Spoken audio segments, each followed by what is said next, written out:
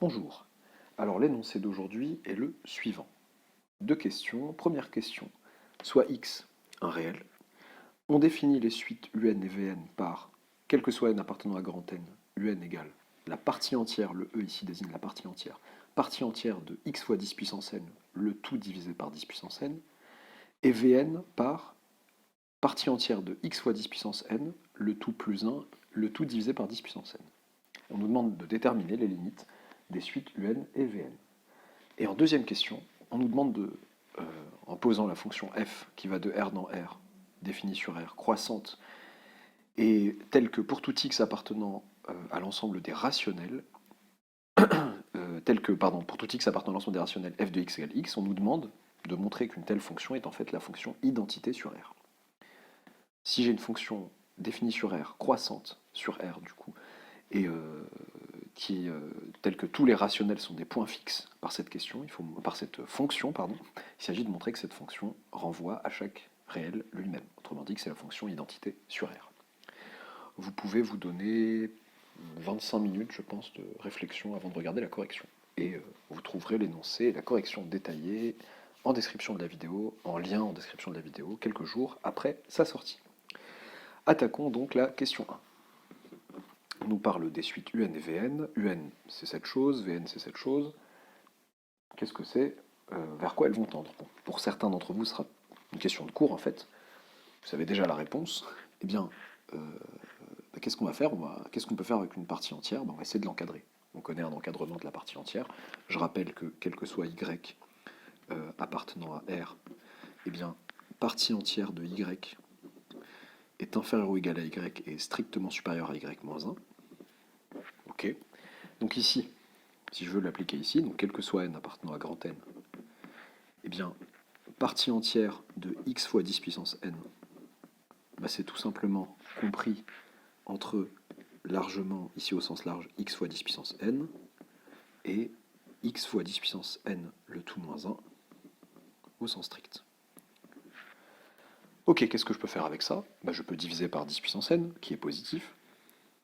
Donc, eh bien, ça nous fait que un, puisque ça divisé par 10 puissance n, ça fait un, est inférieur ou égal à x, est strictement supérieur à x moins 1 sur 10 puissance n.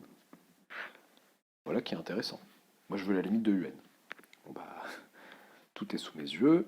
Or, limite, quand n tend vers plus l'infini, de x moins 1 sur 10 puissance n, c'est égal à x. Donc, eh bien, d'après le théorème des gendarmes,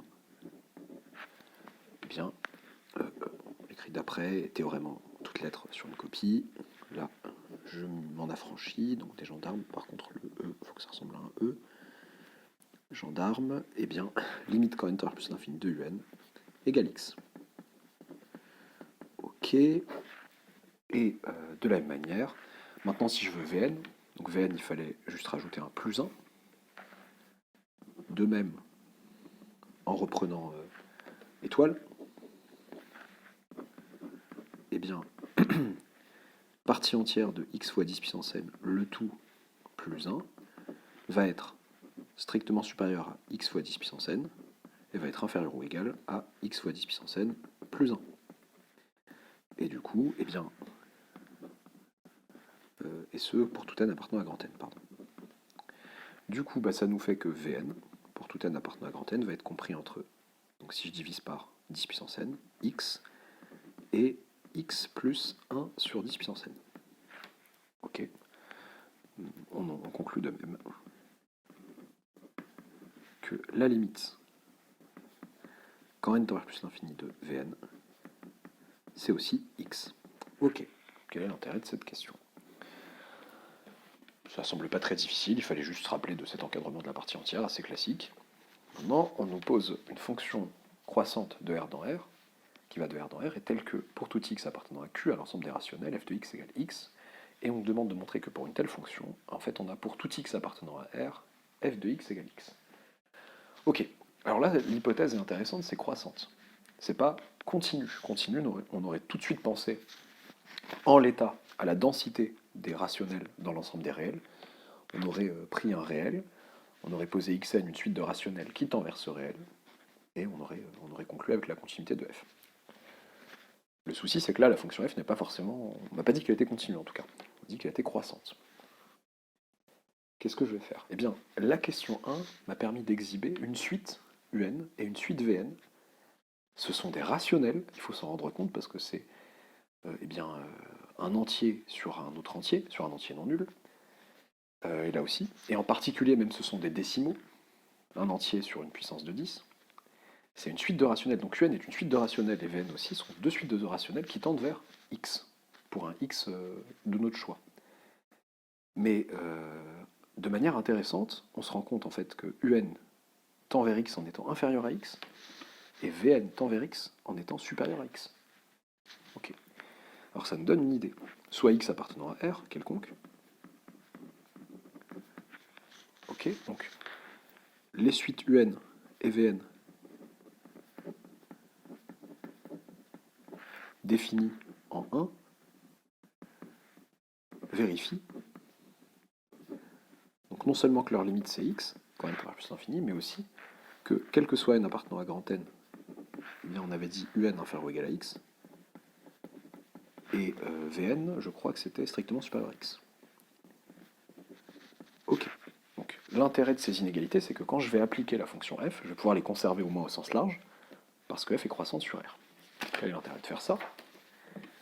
C'est que, du coup, x, oups, c'est un peu flou, est-ce que c'est mieux comme ça? Non, c'est pas du tout visible, excusez-moi. Donc x est compris, voilà, là c'est mieux, x est compris en fait entre un et vn, quel que soit n appartenant à grand N.